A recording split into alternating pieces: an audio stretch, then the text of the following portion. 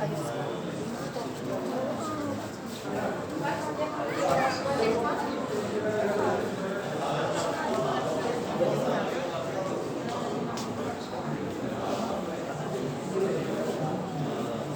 Marhamat. Va bu yerda esa milodiy 832-yilda Bag'dod shahrida imtihon bo'ladi. Mana bu cho'ponli turgan kishi Al-Buxoriy hazratlari hisoblanib, bu yerda ilmlariga shubha qilgan mashhur 10 muhaddis Al-Buxoriyni Bag'dod shahrida imtihon qiladilar. Har bir muhaddis hadislarni rovisini adashtirib 10 tadan savol beradi, ushbu savol. Ya'ni rovisini adashtirib deganda Umar roziyallohu anhudan rivoyat qilinadi, Abu Hurayradan rivoyat qilinadi degan qismlarni adashtirib 10 tadan savol beradi, jami 100 ta savol. Va shunda Al-Buxoriy hazratlari birinchi jumlani eshitdilar va keyinchalik shubhasiz men bunday hadisni bilmayman deb barchasiga to'g'ri javobni aytdilar. Va barchasiga to'g'ri javob berganliklaridan so'ng bu yerdagi 10 muhaddis va boshqa odamlar Al-Buxoriy hazratlarining ilmlariga rostdan ham tan beradilar va u kishini muhaddislar imomi deb atashgan. Muhaddislar imomi. Bu yerda Al-Buxoriy 22-23 yoshda bo'lganlar va 200 mingdan ortiq hadisni yoddan bilganlar. Ekrandan ham qo'shishingiz mumkin.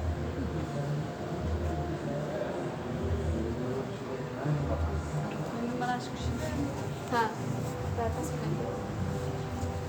marhamat ekranga yaqin kelmoqchi.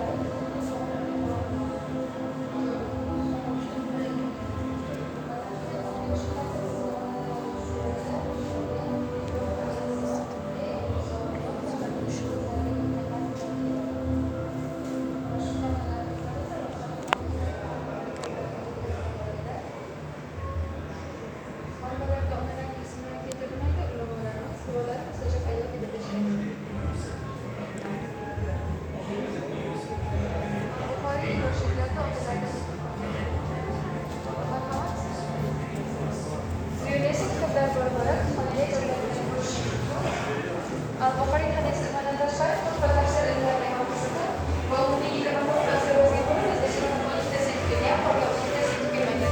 ularning eng mashhurlari bir al-Buxoriydan al-Tabari al-Abu asarlar hisoblanadi. Ba'zi sekretlarlar istansiyalariga bo'ladi al-Abu asarini, chunki bunda payg'ambarimiz sollallohu alayhi vasallamning siyratlari odatlari yoshlarning bir al-Buxoriydan asarlariga bo'ladi, chunki bunda haqiqiy musulmonning ota-onasiga bo'lgan munosabatlarida keltirilgan. Va Al-Buxoriy hazratlarining dunyo bo'yicha umumiy yetgan qo'lyozmalari, tarjimalari, kitoblari mana shunday bir katta kutubxona tashkil etilgan. Telefon olin.